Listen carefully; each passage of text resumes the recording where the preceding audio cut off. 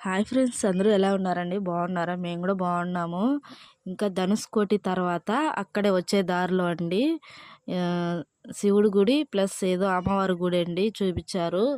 అది పెద్దగా నాకు అసలు పేరు ఐడియానే లేదు. ఏదో కళ్ళు మూసుకొని వాళ్ళ వెనకాలైతే వెళ్ళిపోయాము, చూసేసాను, తిరిగేసాను. ఇంకా అక్కడి నుంచి గుడి దాటిందే మళ్ళీ శ్రీరాముల వారి గుడి అండి. అక్కడ శ్రీరాముల వారు విగ్రహ రూపంలో అయితే ఉండారు.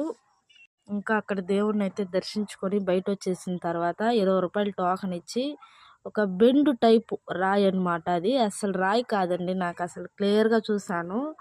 మన బెండు ఉంటుంది కదండి, అలా ఉంటుంది అనమాట. లేస్గా నీళ్ళలో వేస్తే అయితే లేస్తుంది అన్నారు. అదేదో నెత్తి మీద పెట్టుకోవాలని చెప్పారండి. దానికోసం 20 రూపాయలు టోకన్ తీసుకుని లోపలికి పోతే అది ఇచ్చారనమాట.